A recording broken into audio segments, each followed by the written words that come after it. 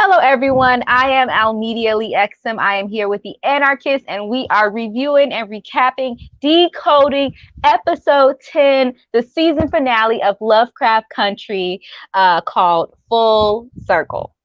Oh my gosh, the Anarchist. We are here. We are here. Can you believe it? 10 episodes later, and now we have some answers and a lot of other stuff going on with episode 10 of Lovecraft Country entitled Full Circle. How are you feeling? How are you feeling today, the Anarchist?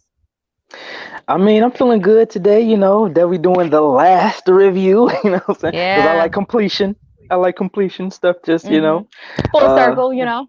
Mm-hmm.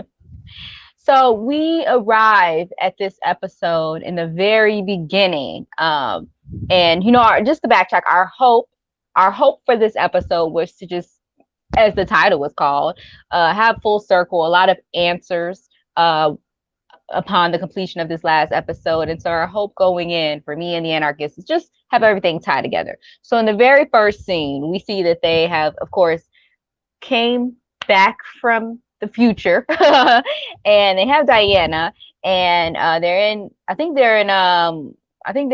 Hippolyta's apartment, right? Mm-hmm. They're in Hippolyta's apartment. They have Diana, and they have the book of names. So they're about to cast the spell. They open up the book.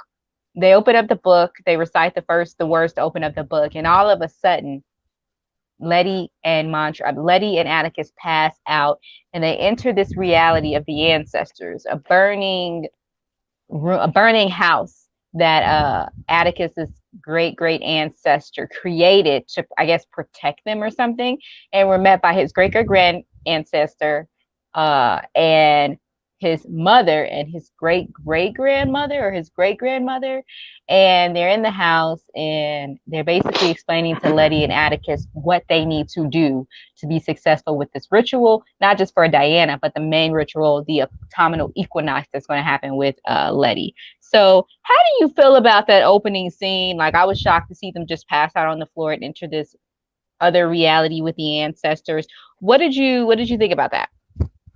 I thought it was interesting. Like I said, I was coming into this show kind of at least somewhat excited because I feel like, it's the last episode. They have to try to tie in a lot of the stuff before.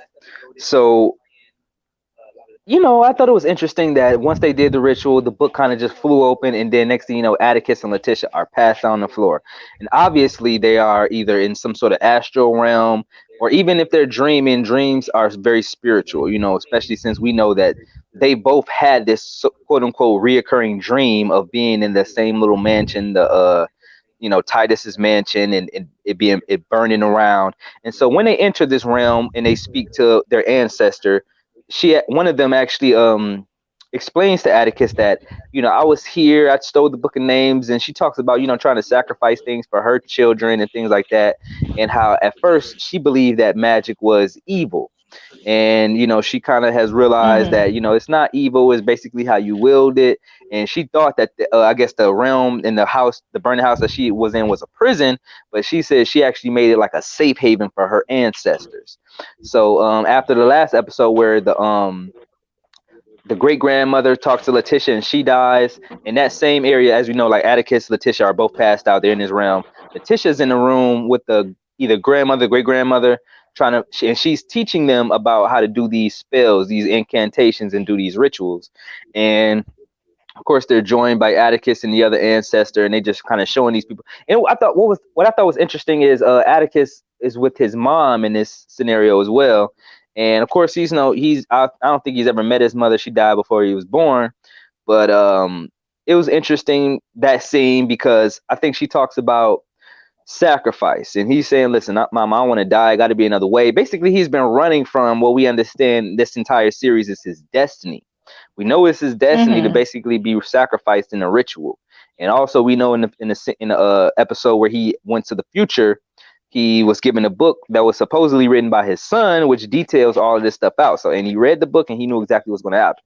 So I feel like it was a good scene that explains a lot of stuff, that was at least trying early on to tie stuff back together, because people would have asked, especially with the ending scenes, how the heck did Letitia know so much magic. Like they saying these different languages and all this stuff. So I guess they would have to include that. So I thought it was interesting, just because, you get the mother and son reuniting. She basically explains to him some. She says something like, "Listen, you have a destiny. I know you like to think we have choice, but there is no choice." And she basically explains how Mm. sacrificing is really the way to go. Why would you want to live if you don't want to sacrifice? He's of course scared of death, but she's trying to explain to him like sacrificing is the greatest thing you can do for the next generation.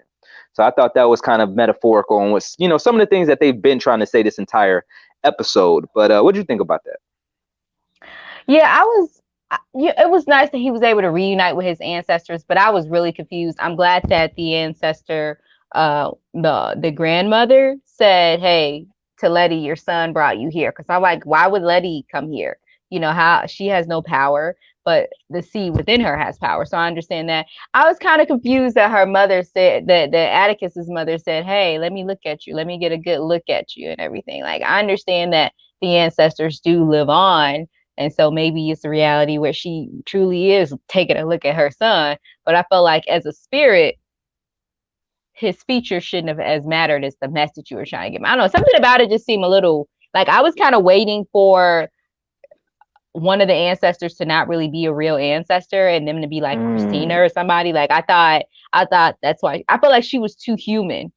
Like the other ancestors felt more like they were spirits and she felt a little too human. And the way he was laying on her head and saying, "Hey, I don't want to do this. I don't want to die."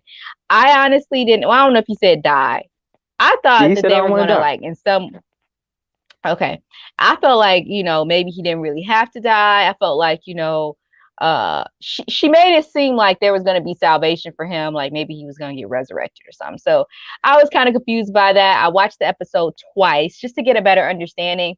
I felt like there was a lot of things that weren't really said that could have been said. This whole episode we see, this last episode, we see that they're telling us a lot of information back to back to back to back to back. But there's a lot of gaps. And I felt like that scene could have been explained more to the audience. Like it should have been elongated, like just it should have been more broken down more to us, just so we can kind of understand what's going on. From there, we do see Letty. They wake up, they jump up. She says, "Hey, I need a piece of paper." They write down the spell that the great ancestor had. Helen or something. What's her name? The great ancestor. The great ancestor. Their name is what's their name? I don't know. I'm not sure their name, but I I know you're forget her talking about. name. Yeah. Yeah, she created a spell. She found out, which I thought was dope. I do think that what she said was smart to Atticus. Not smart, but dope. It was really deep. She said that she she killed herself because of these flames that she was experiencing or whatever, these flames. And she found out the flames were not to be feared after her death. It was a way to harness her power and protect her and like protect all of the lineage of her family and stuff. And so I thought that was so deep. I thought that was so deep that she was using the fact that she found out that the fire was How to you doing? protect her family and stuff. Good. So yeah, the family's coming over. Oh yeah, just chilling here with my granddad here. Yeah. Shout out to the Anarkist's niece, Bree. Today is her birthday. So after this, they're going to be doing like a big celebration for his niece, Bree. So everyone wish his niece a very happy birthday today. Just a side note. So yes, so I thought that was very interesting that she said that the fire was to be harnessed, like she can harness the fire and use it to protect her family. So after that, like I said, Letty and Atticus wake up. She writes down the spell that the great ancestor gave her, and they go down to the basically that dungeon, that cave they were in, right? Yeah, they go back That to cave like they were in. the cave. Yeah, the from the center of the earth episode. They go back to Yeah. yeah.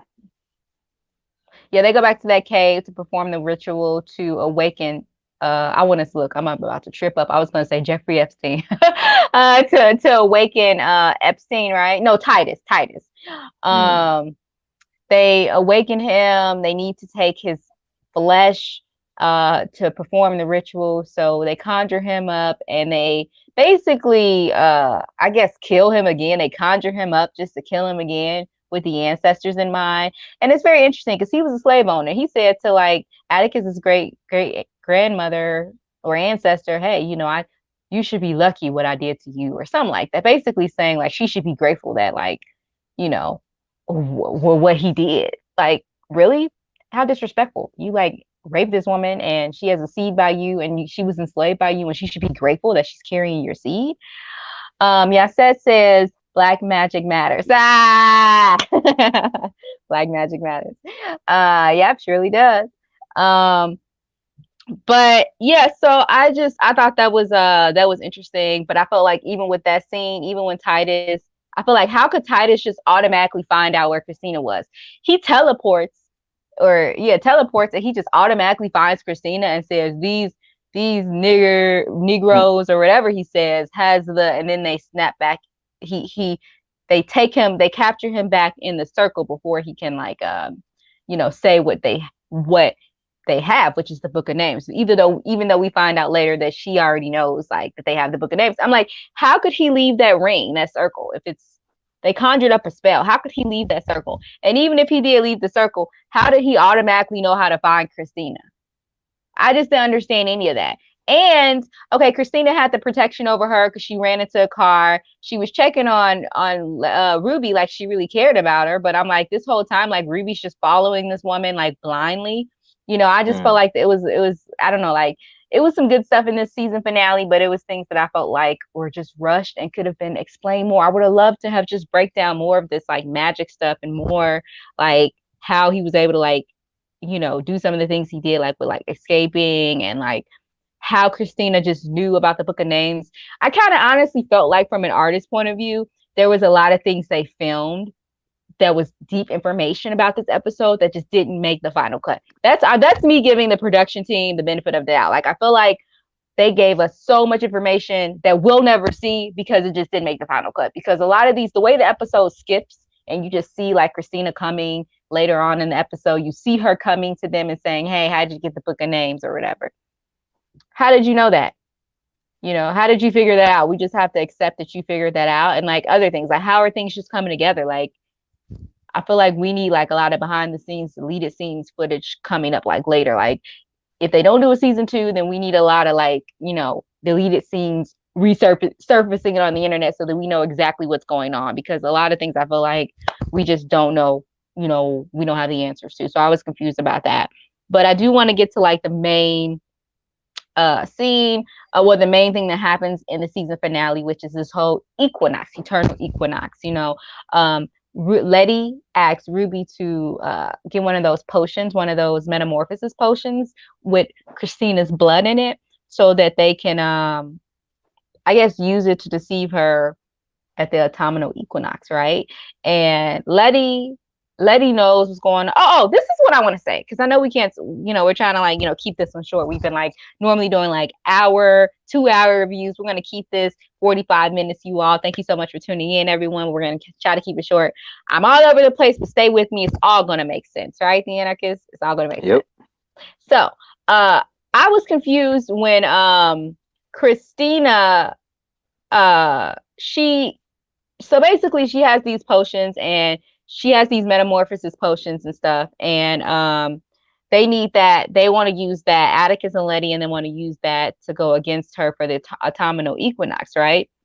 Ruby and Letty met at the funeral at their mother's graveyard. Letty is about to Ruby is about to walk away when Letty's telling her like, hey, I want to tell you all this information or whatever. Whatever she tells Ruby is not enough, right? And then Ruby starts to walk away one final time, and Letty says, come back, there's something else you need to know. We never know what else that other thing is. Like, I thought they were going to tell us, or we'll find out later in the episode. We never find out what that was. Do you remember what I'm talking about?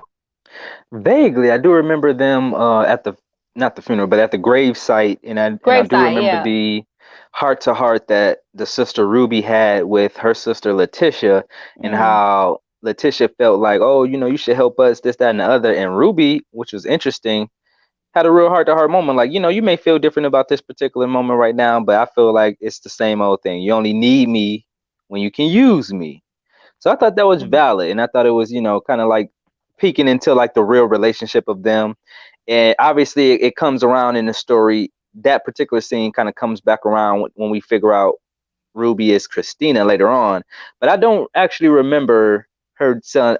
I don't really remember her saying another thing, but that's interesting. It was a lot of things maybe I did block out from this episode because I was just trying to get through it. Like, it wasn't one of those last episodes where I feel like, yes, now I'm getting all the answers. It was one of those episodes where I feel like, just like how you said, like, I do feel like they rushed a bunch of things, because, which we'll get into, the ending to me, I didn't think it made a whole lot of sense. But again, I didn't read the book, but we'll get to that. The book is out the window. No, like, but yeah, so I was just like, what was she supposed to tell her? What else was she supposed to know? Is this going to be a big reveal? So while they're journeying to Artem to perform the ritual, we see that Ruby comes and shows up with the potion in her hand. She has received the potion from Christina with Christina's blood in it. She got her blood, and they're going to use that metamorphosis potion for their benefit, to basically, stop her from, like, becoming immortal.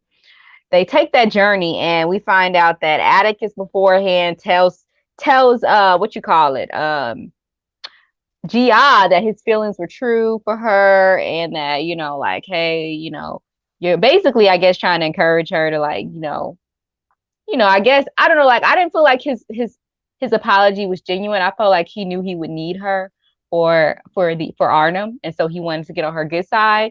But some people believe that, like, he really felt like he was apologizing because he really cared about her, and that, telling her, like, she's family and everything. I'm like, why all of a sudden is she family, and why are we getting more of a story behind all of this, and why is she at the Drake Hotel?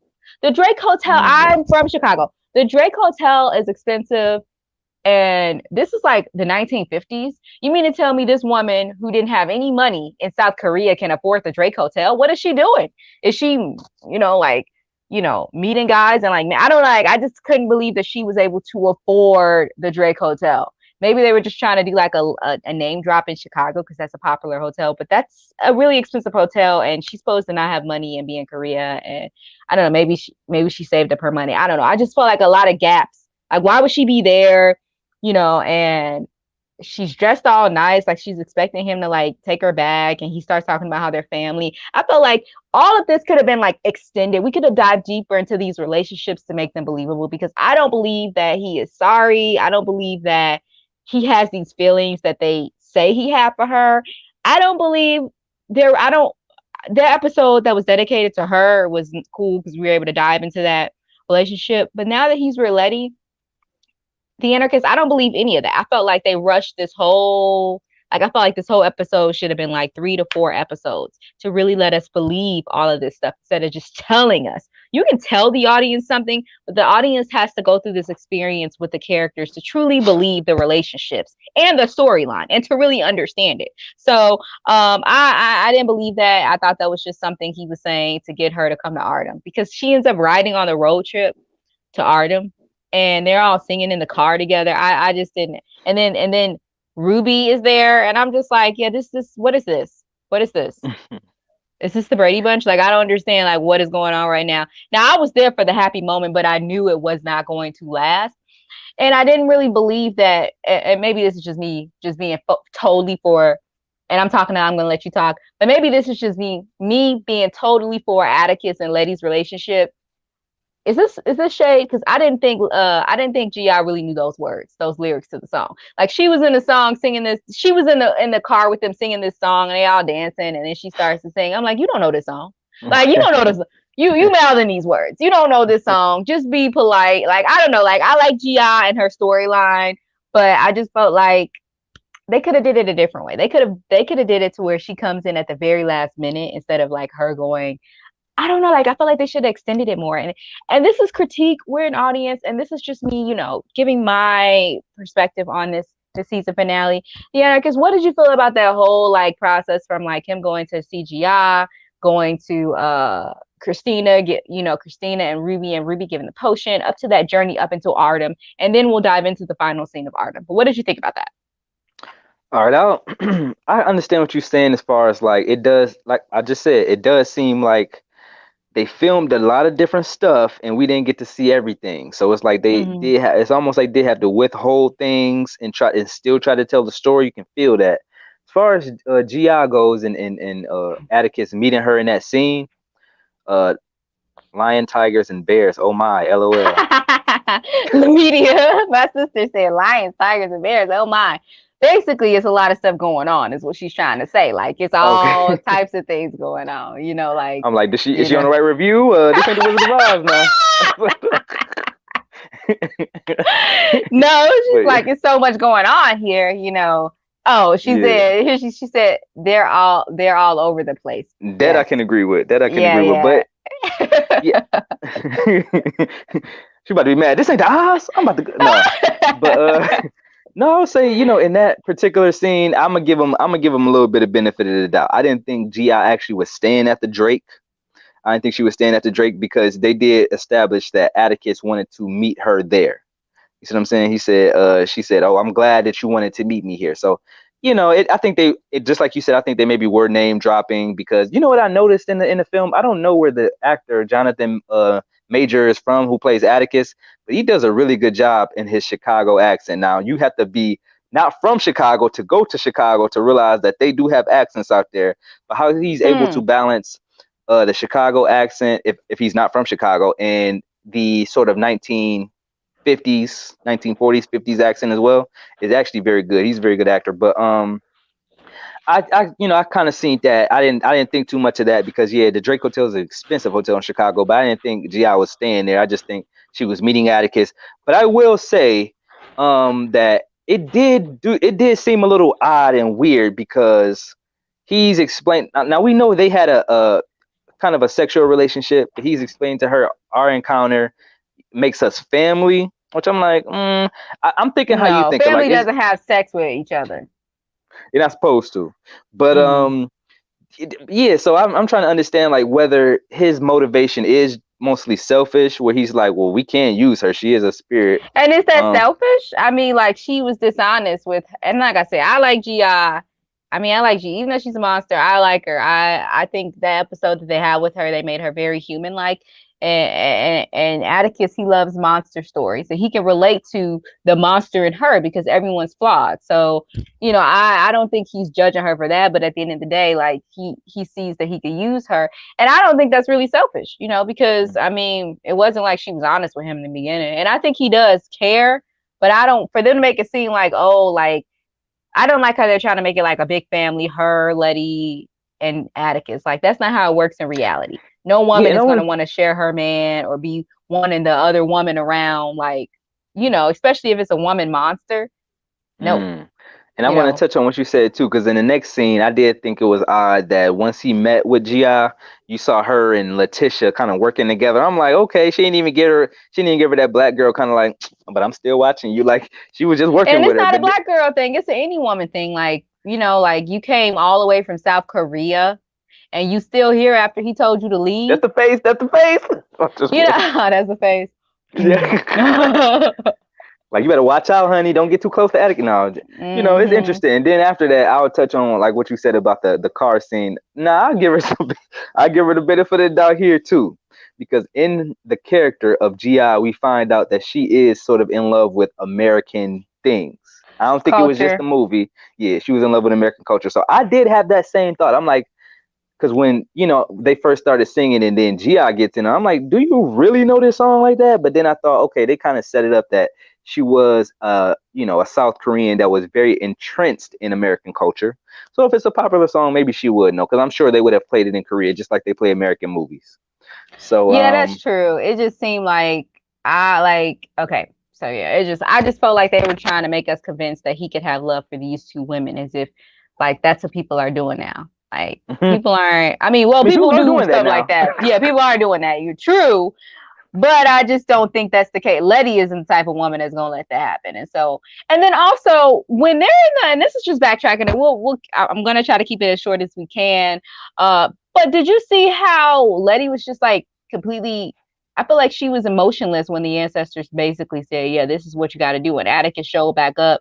She like I would have ran to hug him like, "Oh Lord, no, why?"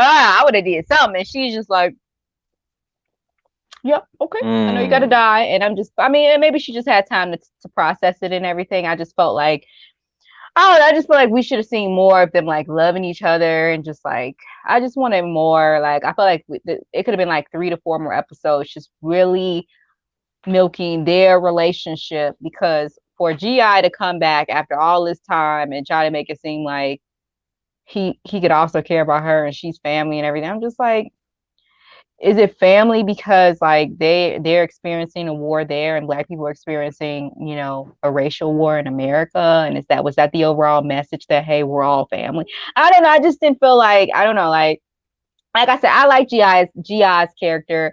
I just thought that she kind of came in as like a savior, and which is fine. Somebody needs to save them. Who they were doing the most, but I just felt like Somebody said, I'm sorry. I used to be Who on remember Smallville. I used to Smallville? love You're right. Smallville. Yeah, Chloe Sullivan was my favorite character.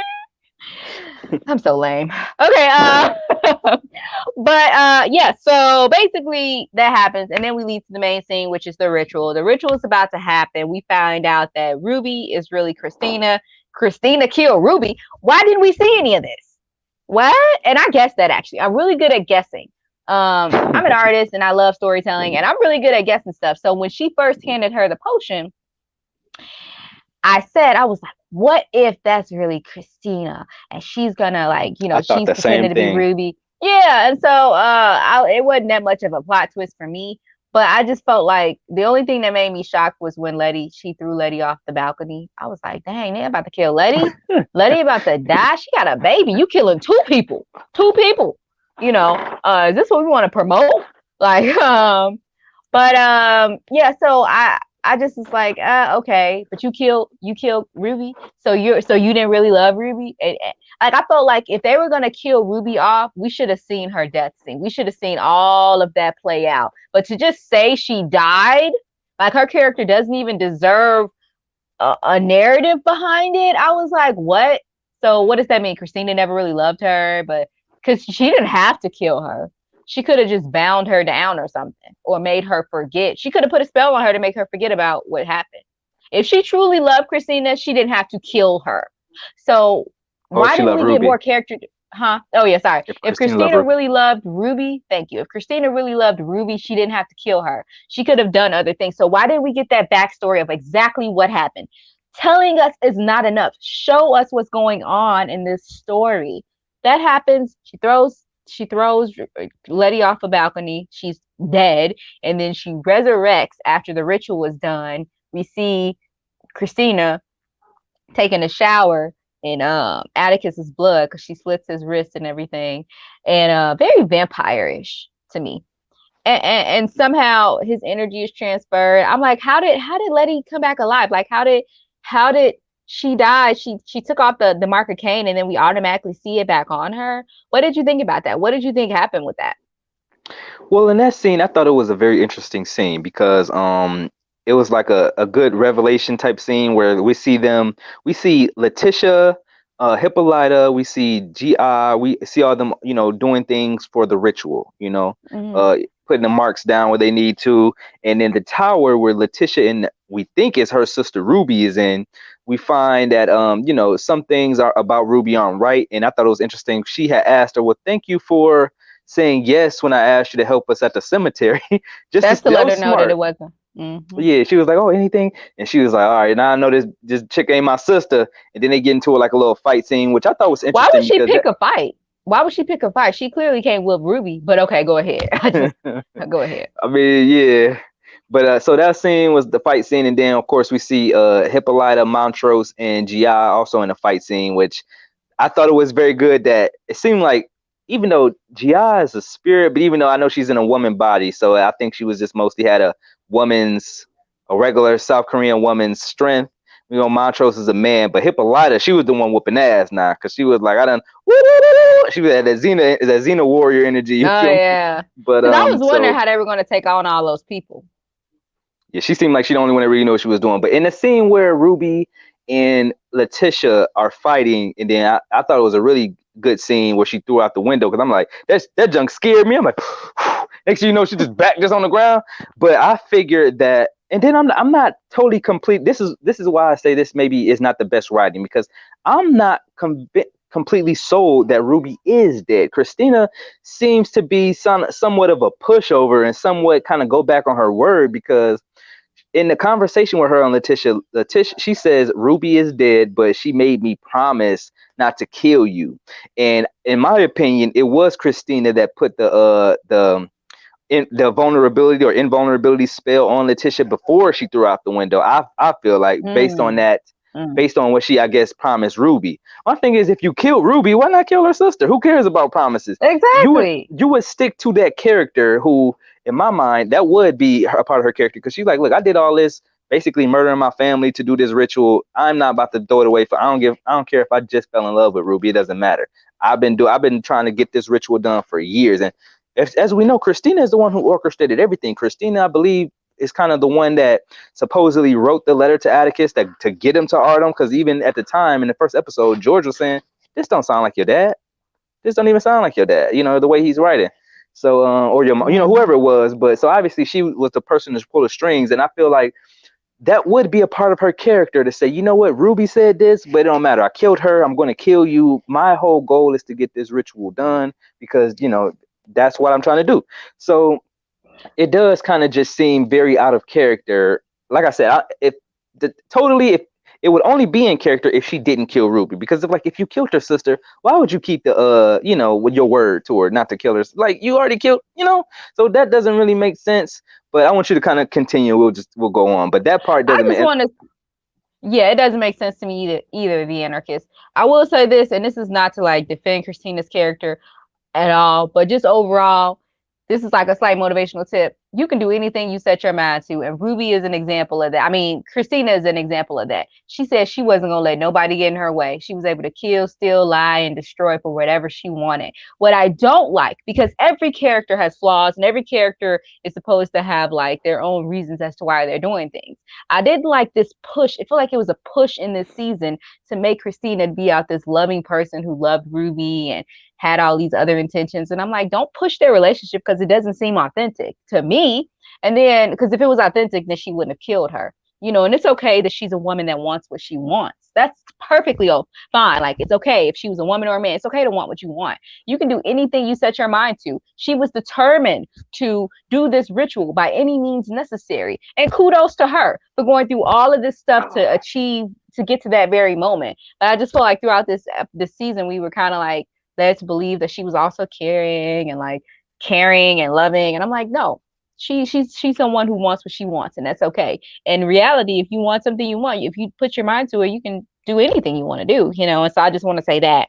But yeah, I kind of felt the same way. Like, why would she, do that? If Ruby's still alive, then Ruby is an idiot for just sitting back allowing all of this to happen to her sister.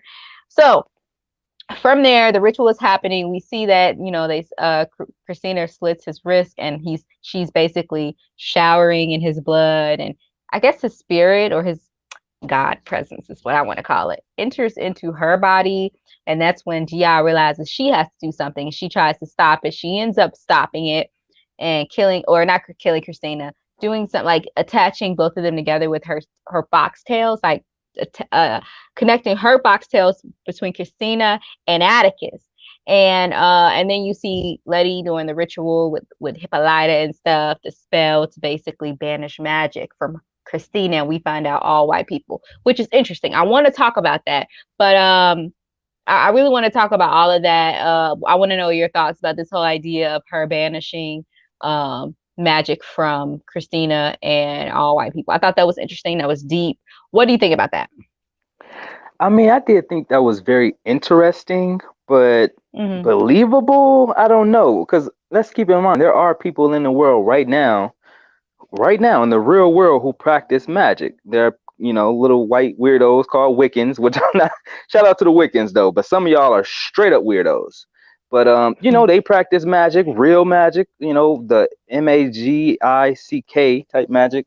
And there are people obviously in secret societies. There are real Masonic orders. There are real Illuminati type organizations. So, if this is reality, what you're telling me is that ritual that Letitia just did banish all of them from doing real magic, not just this person that you know has been in your life, Christina. Which, okay, if that's true, which obviously, you know, it would be a big thing. If that's true, I'm with it. But what I don't really like is her saying, Letitia saying, "Oh, I," because Christina let us know you just banished me from magic, and Letitia let her know you and all white people. But she make the statement. Mm. She said in a TV show, she said, and it's ours now, which I have a problem with because obviously a lot of the magic that a lot of the Masonic orders have, you ever seen the Eye of Horus, the eye in the triangle, all that comes from Egypt.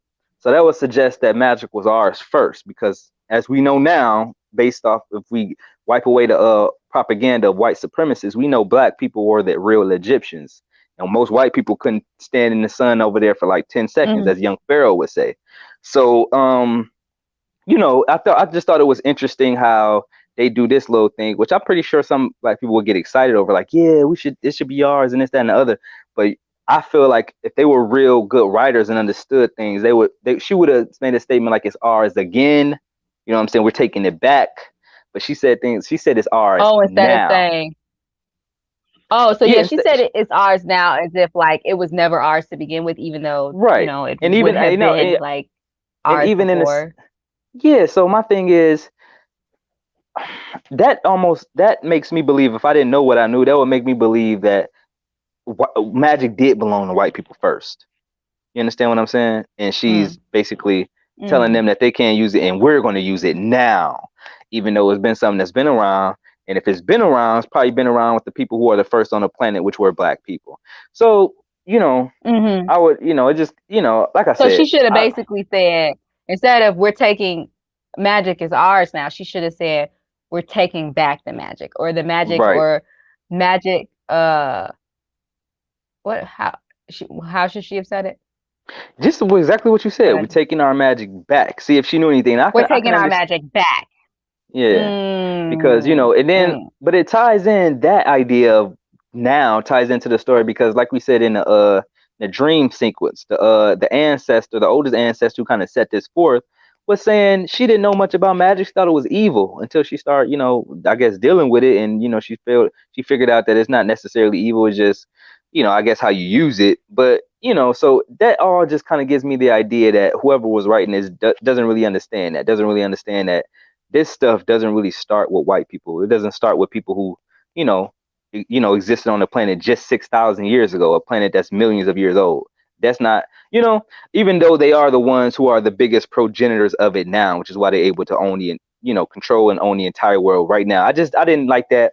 Another thing I didn't really, and listen, they did try to tie a lot of things back together. We needed Jihad for a reason. We were trying to understand what her role was. We were trying to She had a understand, whole episode. Like maybe it should have been a yeah, half episode so that we could yeah. have more of the actual like characters, like breaking down all of this. But okay, go ahead. Mhm. In that sense, it does seem rushed, because it's just like she came back just to. It seemed like her whole reason for coming back was just to tell you what was going to happen, and I guess help in that very last scene. But to me, like I said, you and me as writers and filmmakers and people in the industry, it just does seem very sloppily done. Like, okay, let's tie up some ends over here. It just wasn't. It didn't come full circle very smoothly like I wanted to, you know. And so Yeah. let's get to talk And about the scene. Go ahead. the very last thing you were gonna say with Diana, Well, I or was which gonna, thing? just before that, like, okay, when obviously Atticus having a conversation with his ancestors, I think in his mind realizes that this ritual needs to go the way it's destined to go, you know. So I think he comes to Mm. grips with, I'm gonna have to sacrifice myself, even though I feel like everybody else feels like he's trying to do a ritual that's gonna offset this. He at some point understand that, oh, I need to just go just play into the hand, which he does, and I feel like he only regrets when Christina suggests that Letitia might be dead. You see what I'm saying? So he was like, dang, why did I Yeah, do this? that was cruel. That was cruel to think that you did all of this, and then the mother of your child and your child is dead. And I think that made him do his transition a little bit better once he realized she was alive. And let's talk about this transition. The anarchists. They killed Atticus. I'm like, I thought he was gonna come back. Like, how are they going to do a season two? Like, if they're even going to do a season two, how could you kill the show isn't going to make sense without the lead character. This isn't Game of Thrones. I don't know. Maybe they want it to be whatever it could be, whatever they want it to be. But I just think like I thought for sure they were not going to kill him. I didn't think it Mm. made sense to truly kill him at the end of the season. I felt like all of these loopholes letting us believe that there's going to be a way out. I felt like they fell short of that. Like there could have been a way out for Atticus. There could have been an alternative, reality or something where he survived, or we just didn't get a chance to see it. I feel like a lot of stuff was left out. Like maybe they filmed stuff, and this is just me having high hopes for the production and the team of writers and creators, that they had these alternative endings, and this is what they decided on. But I really felt like there should have been uh there should have been a happy ending, or not necessarily.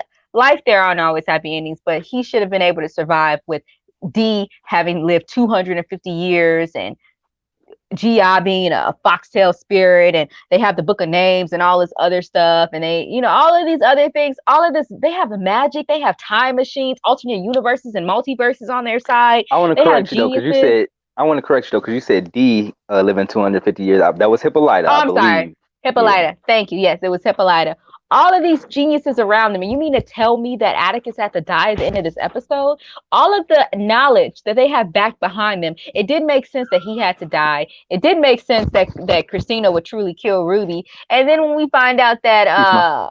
that that as soon as, and then we find out that G has a mechanical arm.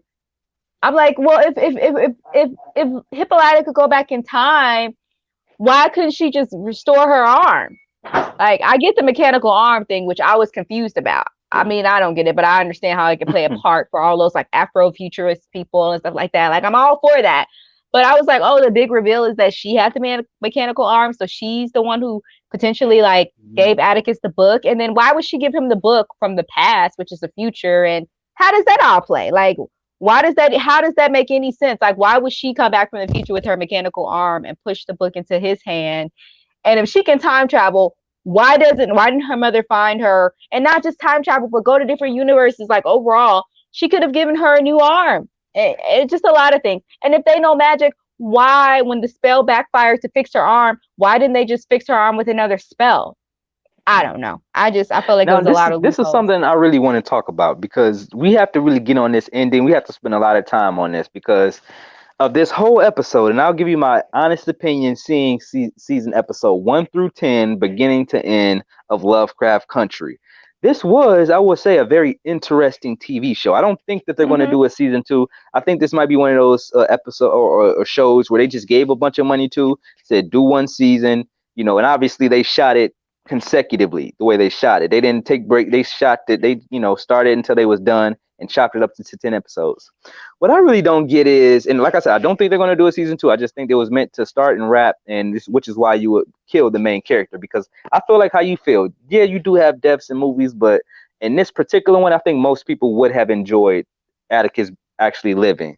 We kind of, but I would say, this is what I want to talk about. This is what I just thought was really confusing. In the last scenes, obviously Hippolyta, Gi, Montrose, Letitia, and Atticus are out doing the ritual. They leave Diana in the car. Now I understand, obviously, this is in this realm, a lot of Cthulhu monsters, which she encounters one. And we know a few episodes ago, Atticus and Letitia did a ritual to get a monster, I guess, on their side. So this is, I guess that's how you can explain away the scene where she was basically getting ready to get messed up by a monster. Then another Cthulhu monster comes along and attacks that one, which I guess is Mm-hmm. cool with her.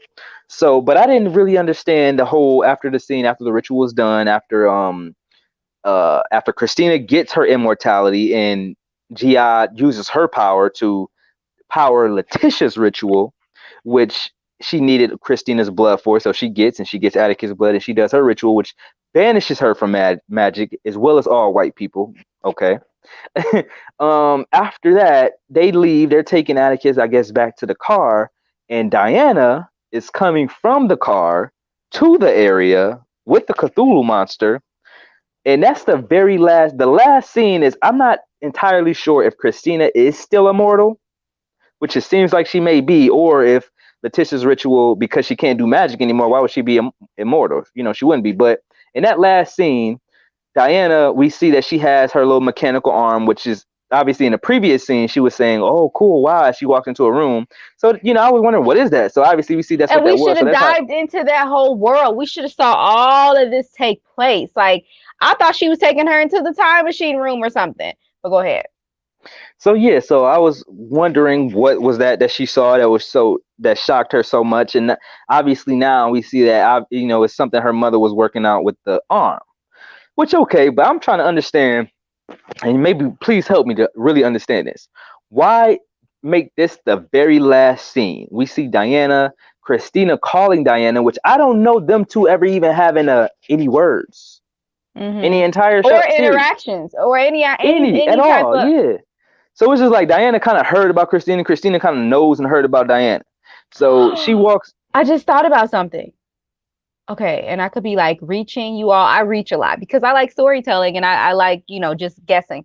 What if uh I'm going blank. What if D is not really D?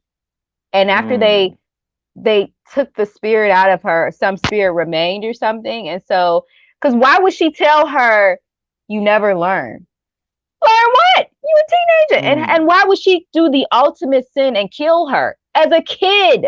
Unless the message was you never learn, as in white people never learn. If that's what she meant, then I get that. You always want our help, but you never learn. You keep coming back, messing up our world. You never learn. If she meant that, I get it. But for a child to kill this woman and which okay, kill her. I don't care. Anybody line up and kill her. I'm just saying, like, for D to do it and for D to use her mechanical arm, why not use that monster? Why not use mm. that monster to do it? Why do it with your bare hands? And it's interesting they made sure that the mechanical arm was super black. It wasn't the same complexion as her. It was super, super black mechanical arm. You know, um, why do that? Like, why show up and just, kill her, strangle her like that? And I'm sure a lot of viewers were uncomfortable with that. Not as black folks, but no one likes to see, white women dying on camera, especially not at the hands of a black person. That's a whole nother story. But I'm like, okay, if you're gonna kill her, that's fine. But if it was Atticus, Letty, any of them, that would have made sense. But for her to say that, I'm like, maybe when they healed her or took the spirit out of her, something remained. That's What very if interesting. when he put that curse on her, look, well, I'm just reaching, y'all. What if when Lancaster put that curse on her, a part of him transferred into her? This isn't no Harry Potter hook stuff, but I just thinking, like, what if that, because that means he has a familiarity with Christina. Diana Mm. doesn't. So for him, the way she was talking, she made it, unless I'm reaching again. When Hippolyta, which we have no idea what she was doing. I feel like they left cliffhangers somewhat so that there could be a potential season 2, but who knows? What if Hippolyta took her into the time machine then when she brought her into that room and she was able to experience a lot of lives and a lot of things? She came back as wise as her mother. Maybe she had went back and spent a lot of time getting to know Christina in another reality or years and years and years ago. And she was able to encounter her and, have all these experiences. So when she came back to this reality after giving Atticus the book, which I don't know how all that makes sense. Like, how do they cross over realities like that? But if she did that, she came back and she said, hey, you never learn, you know, maybe it's because she went through the time machine and spent 200 years doing stuff herself. I don't Mm. know. I don't know. Now, I have no idea. I would say, what you're doing is you actually doing a better job than what I think the writers did. Because it's like, if that was true, show us that. It's hard for me. Like I said, those are actually good. Those would be good tie-ins to what I saw in the last scene. But without seeing any of that, I don't get it. And like, I'm gonna piggyback off of what you said. It does not seem to me in Diana's character, who is a child, who lost her father, thought she lost her mother, lost a best friend, and had a personal breakdown because of it. She's not a Chi-Town savage like we see She's today and not. some, in some kids. So she, I don't, it doesn't seem like, that's why I'm saying these character flaws. It doesn't seem to me like it would be in her to just walk up on this white woman and just strangle her neck. And I was wondering because it looked like it was forming back together. It looked like the neck was healing up again. but obviously, I mean, maybe she still has an invulnerable. I don't know. Magic is No, supposed to she be don't taken away have from her. the. Yeah, it looked like she just gutted her, like she strangled her, and then the blood gushed out everywhere. It didn't look like she was coming Okay. back together to me. Okay, Uh, okay. Well, that's what I'm saying. She's still immortal, even though magic is taken away. Like, I was left with so many questions, and this is what I really want to know. Why in this entire series, this entire thing, what's the significance of ending with Diana? And obviously, I guess you want to end it on one of the Cthulhu's monsters, I guess, because it is named Lovecraft, and you barely, there's like one or two or three episodes where you really include the Lovecraftian monsters. and so much But going on, time travel, like futuristic stuff. I think though, yeah. when they did the ritual was to replace, to reverse the immortal spell. I think that's what it was. Because if that's the case, unless she is immortal and she just can't do any other magic. So because I'm like, they did have her pinned down on all those bricks, and she started doing a spell. I thought she was trying to do her invulnerable spell, and that's when she said, "You took magic away from me." So I Mm. feel like they gave too much time to like the GI story, and I like GI's story. I think they did a great job. It looked like they put a lot of money into that. And they spent time showing these scenes with like Christina that weren't necessary. Like, if all of that love scene stuff between her and Ruby didn't affect the ending really, then we shouldn't have seen all of that. We should have just had more, we should have dived more into these main characters and their narrative. Um, and so that's how I feel. I feel like, at the end, I really was disappointed to see that Atticus died, truly died.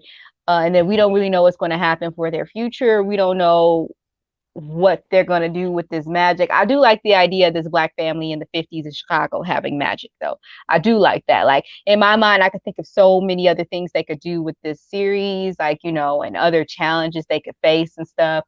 But I don't think they should leave Letty as a single mother. I don't like that image. I don't like that image. She being a single mother, in the 50s. And, I don't know. Like, I feel like, and I think, like, if they bring Well, it back, Montrose though. is the father now, right?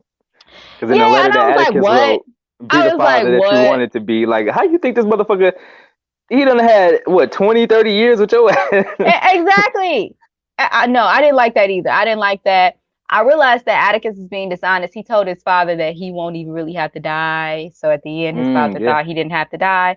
And that's why he was like, get on up now. And I'm like, dude, you've murdered people. You know when somebody did. I felt like that wasn't realistic for him to just be like, oh, son, come on, son. Come on, son. I just didn't believe it. I didn't The believe way it. he slit his arms, like, that's literally how people kill themselves. I don't want And you to can kill put out, yourself with less than that. So I'm like, he yeah. did.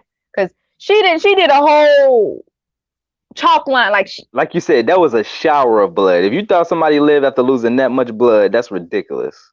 yeah, and I understand. I know what it's like to experience trauma and grief and to be in denial. But I just didn't believe that scene. And I didn't believe that Atticus would write to him. No matter how much you love your father, all the stuff that you experienced with him, 30, like you said, 20, 30 years, and you expect him to raise your son. I did not believe that. I didn't believe the Atticus they showed us in 10 episodes. That the first nine, I did not believe, no matter what he learned about his father, that he would feel comfortable with his father raising his son. Mm. No, I didn't believe that. I didn't believe that, because at the end of the day, we all want to aspire to be better than our parents, and so each generation you do something different with your kids to make your kids' lives better than like what you had to experience. So to say, hey, I want you to raise my son, no, they could have just, no. And Or I would really, have his words, his exact quote was, "Be the father that you always wanted to be, or that you always knew you could be," type thing. but he thought he was gonna be that with you. And I don't even I oh, and then I don't, and this is the last thing I'll say, and we'll just wrap this up. I didn't understand how the mother ancestor, when she was in that fire room, how she tried to make an excuse like, oh, our relationship is complicated.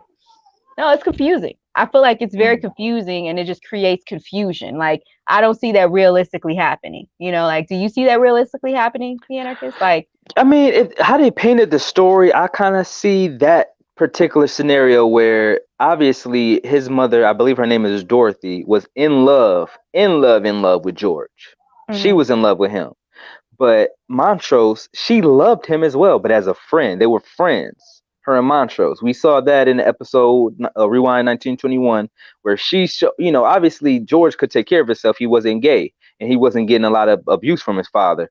But Montrose, being that he was gay, maybe a little bit more sensitive than most males, and he was taking the But you don't brunt. marry your best friend that's gay. I've had gay, like I have gay friends, but I've had gay best friends growing up. Like, I'm just and I saying, know, in this time, we're talking about in this time, in 1920s, yeah. where this little boy is basically about to get beat to the point of death.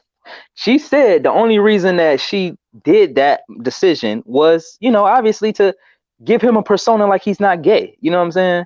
So I can, it does seem obviously now that would never have to happen. You know what I'm saying? But then that episode made me kind of see, okay, it does make sense for them all to just be in the know. Like, look, I'll be with Montrose. Montrose just got to basically suppress his real life and, be with me, and, obviously I'm in love with George, so I can see that in scenarios happen. Not obviously that's not wouldn't be the normal thing, but I can see that Okay, happen. I'm just gonna give you an example because, like I said, it wasn't believable to me.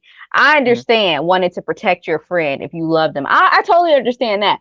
But to marry him and then still sleep with his brother, I don't get that. I don't understand that. And like I said, I'm not to really judge characters. I try not to judge characters, but in every scenario in my brain, I don't see somebody marrying somebody just to and then and then having a child by somebody else and they truly loving that person. Like, I feel like they could have arranged someone else to marry Montrose, and then like they all kind of just. I just don't feel like why would she decide, hey, I'm going to love this man and not be with this man, but be with her brother, be with his brother. Like if you had a brother, the anarchist, and you and your girlfriend, you were in love, and your brother, you know, great guy, and he's, he's gay, and at this time, being gay isn't acceptable, and y'all love him, y'all trying to protect him.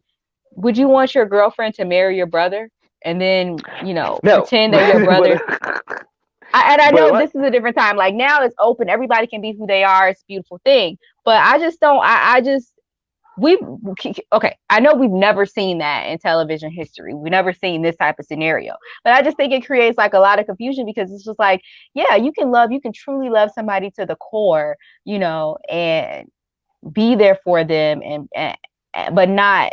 I don't understand because she still had a baby by George. So Mm. why do that? Because if you truly care about him, just have a child with him, and like don't go back and forth because I feel like that's disrespectful. I feel like that's very messy to just be like, well, I love you so much that I'm gonna. If George had to if he had to suppress his feelings for another man, then his mother should have had to suppress her feelings for George. That's how I feel like if y'all were going to do it that way, but to just say, oh, I love your brother and I'm going to have a baby by him, but I'm going to marry you and we all going to figure things out. You can't be who you are, but I'm going to be who I am and George can be who he. None of that makes sense to me. And it just doesn't seem like something that would have happened, especially in the 1950s. Now everyone's free to be who they are. And like I said, it's a beautiful thing, but I just didn't think that made sense. And I hope I don't get any slack for that. I'm just being honest about how I feel. I feel like if you were going to, I feel like George's story could have been more. If we wanted to dive more into his story, not George Montrose, we could have really dived into it and gave like a just. I feel like it should have been a longer season overall. So every character had a chance to really, really like tell their narrative. Like even Letty, like doing backflashes from their mother, like the time they lived with their mother or whatever. Like I just feel like we needed more from each character for it to make sense because things just didn't make sense. and, And I and I, really like this show, huh? I want to say this as well as you bring up Letitia, because I would have liked that too. I would have liked just more backstory of the characters because I feel like they kind of tied up her, Ruby, and even her brother's relationship with her mother very quick and very just not good because they just did it. We found out that Letitia, the only reason she missed her mother's funeral is because she was locked up, probably Uh-huh. due to some of her black activism. But and they talk about their mom just not being a good mother, and I think there's hints of that, but we're first finding this out, but we don't really know in what way. So I don't know. Maybe they Mm-hmm. had more on that, but they just didn't show that as well. I just feel like this, yeah. So as we conclude the Anarchist, I've enjoyed a lot of this season. I just wish there was so much more. My hope was that things would really make sense towards the end, and at certain points in this season finale, they fell short of that. What I do like about this TV show is the all of the little nuggets they drop like throughout the episodes. Like I know you don't really care for this one, but in the episode about the history of violence, they were talking about Juneteenth, and for people who didn't know about that, I felt like that was like a you know nugget to like talk about that and just different things that They they didn't do talk about to it. They show us. mentioned it once. They mentioned it. They mentioned it, and they could have, but like I like that. I like how they attempted to bring in a lot of worlds, as someone who loves storytelling, like I got vibes from like Harry Potter, I got vibes from like Journey at the Center of the Earth, I got vibes from like any type of witch show or like Charmed or something like that, or I got vibes from like 50s shows. I got vibes from what else? Just so many different vibes, like futuristic stuff, like the anime into comic books and Hippolyta being an astronomer and the time machine, like Back to the Future. I got so many different vibes from this show, and I appreciate everyone involved in this show for bringing that into the world of a black cast, like a show where it's fully black cast, and to have us tell our narratives all while experiencing racism in the 1950s. I like how they tied in stuff like Emmett Till and what happened, and they connected that to a character in the storyline. I like all of the things they did to show us this beautiful dynamic of blackness and how it's not necessarily stereotypical. Like we got to see, Uncle George, who I would have loved to have seen come back. We see him owning this bookstore and traveling, and all of these characters like Diana and Hippolyta who are diverse, who have complexities to them, just like Letty, who's an activist who loves other artists.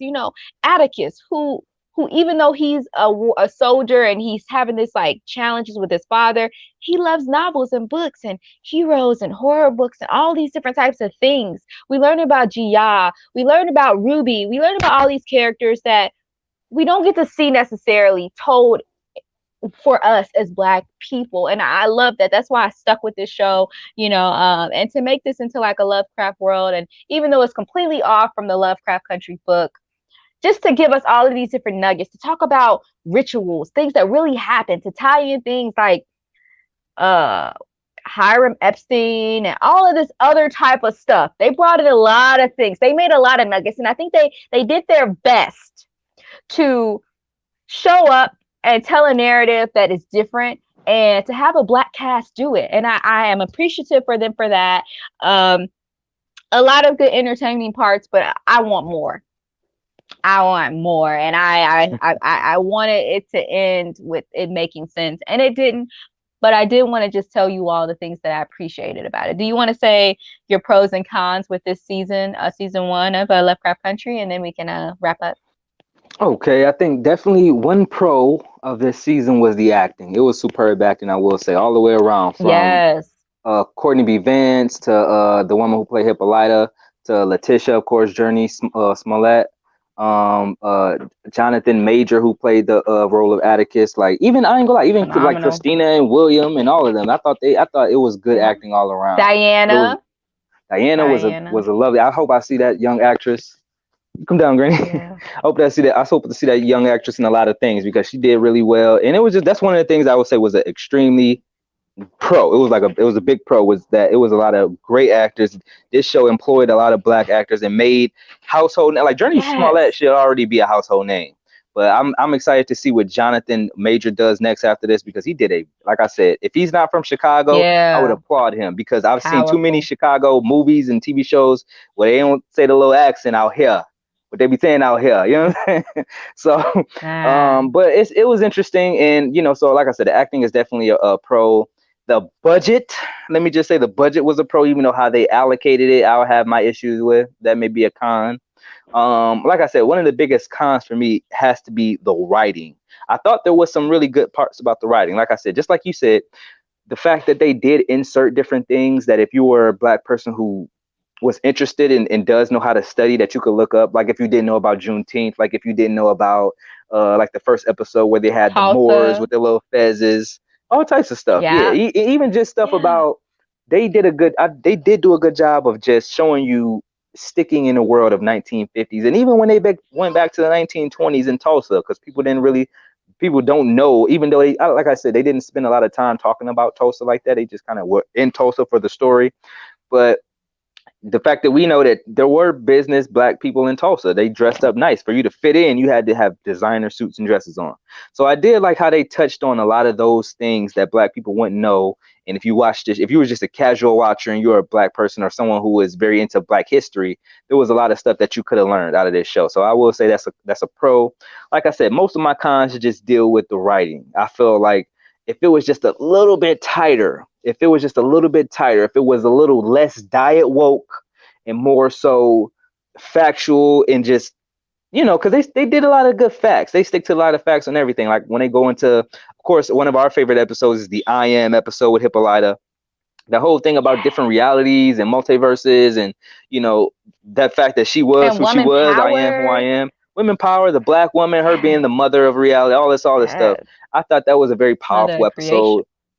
Yeah, I thought that was a powerful episode. I thought the GI episode with the Komiho was another powerful episode where you talk about mythology. So when they did those episodes where they really went hard into the mythology, into the science, into the astral travel, into the history, I thought those were great episodes. What failed to me the most was this story. The only reason I said in the beginning, like, oh, it's not all over the place. They know what they're doing. But now watching this whole thing, I can see why people say, oh, it's all over the place. Because it's not that the story, it is a very, it's just a big story to tell. They were trying to do a lot with this story. But the reason why I say all over the place is trying to throw in the LGBT stuff and the black stuff and all this other stuff. And then to end it the way they did, it's just like, it didn't seem like this was somebody's brainchild that they just thought through and interwove from beginning to end. It just seemed like the first few episodes they kind of really knew what they were doing, and then afterwards they just had to like, all right, well, let's do this, let's do that, let's, what I'm saying, how are we going to And end it? yeah, and I just wish they could have done two things with this season. They could have extended it to be 20 episodes or 15 episodes, or the other thing they could have done is what I talked about in previous episodes. Focus on the main cast for the first season. We need to know about Letty. We need to know about Hippolyta and Atticus and George and stuff, and just the main people, and then dive into these characters. I mean, they're all important. They're all main characters. Like Montrose is a main character. Ruby is a main character. They're all intertwined, but I just feel like all of these other stories and like these different things that they do, like let the first season be about witchcraft and let the second season be about ghosts and monsters. Let the third season be about treasure hunts and journey to the center of the earth. Let all of this tie together within the Lovecraft world. Of course, the monsters exist throughout all the seasons, but give us something to keep our focus on, because right now it's throwing spaghetti on the wall, and we as an audience who is here to really just go on this experience is trying to eat it all up. It ain't sticking. We trying to just like, we want it to work. We want it to work. And so And I just feel like, I feel like the evidence of that is for you, like how you kind of tied in the story. Like, well, what if Diana went into the room and really with time travel? It's like that's what you do when you really want everything to fit together like it's supposed to, but it just doesn't. We actually create scenes. We don't know. It could have just been the arm in that room. We don't know. But because that's what I thought it was. After I seen the last, I didn't know what it was. It seemed like a whole bunch of stuff going. Jiggle, jiggle, jiggle. Wow. So I'm like, what is that? And then in the scene, just to see that, okay, she has another arm. What was going on? What did she show her? Like, So it's just one of those things where it's just like a, a story that potentially is very good, but doesn't end well, leaves you doing that. Like, oh, well, what if that's not really Diana? And that's, like I said, those are actually really good. Those aren't reaches to me. Those are good ways to kind of understand what's happening. Because like I said, when I seen that very last scene as a filmmaker, I didn't get it.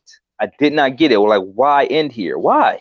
and I get that the attempt was supposed to be a big reveal. We can agree on that, right? It was supposed to be a big reveal that she had this robotic arm. Cool. Okay, you have a robotic arm. But why are you, out of all characters, killing Christina? And why are you telling her she doesn't learn? Why didn't you? Now, deaths are more powerful when you're strangling somebody. I understand that versus having a monster eat their head off. But I just felt like, what's next? And I don't think that this girl has it in her. Now, she did lose her father and lose her mother just to find out she returned. I just felt like, and she lost her maybe she was ready to kill a white person, but I just felt like that kind of creates like the ultimate sin for this child.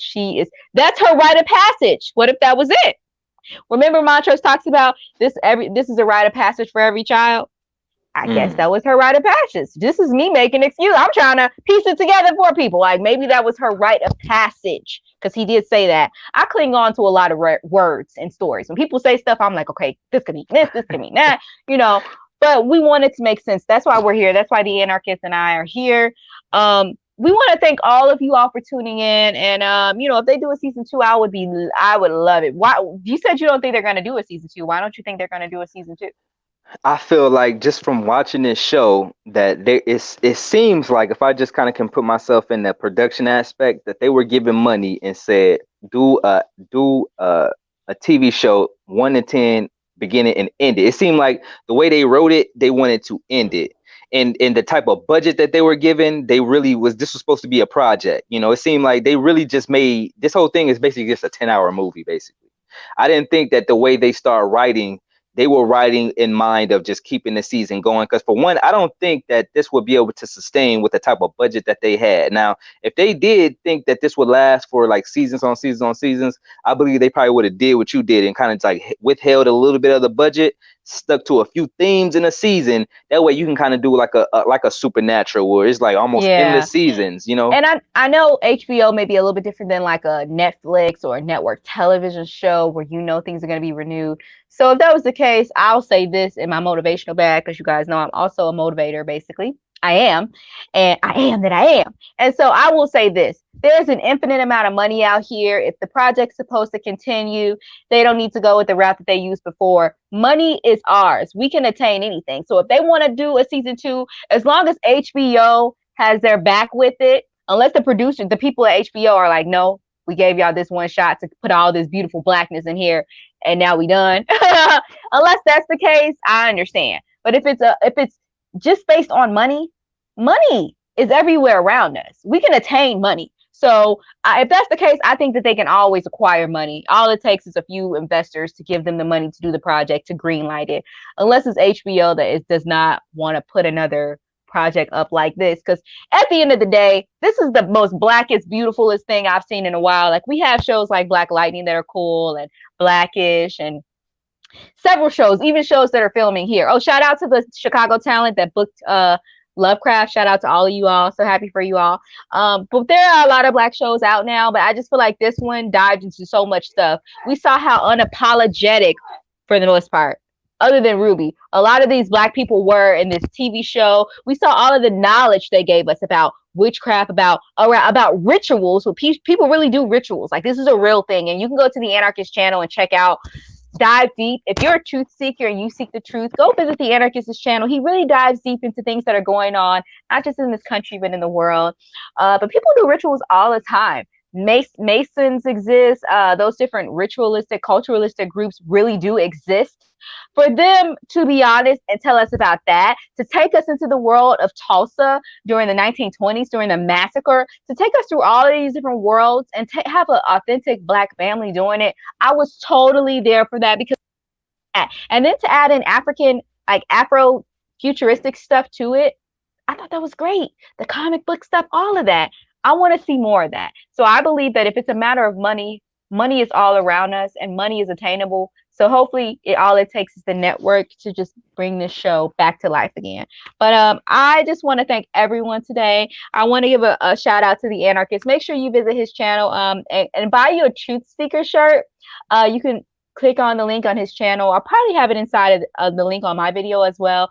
Buy you a Truth Seeker shirt if you are a truth seeker, if you believe in seeking the truth and knowledge and being educated on what's going on in the world. Make sure you subscribe to the Anarkist's channel. He posts content all the time. He is a scholar in his own right. I want to shout out to a sponsor of ours, and then I'll let the Anarkist close us out.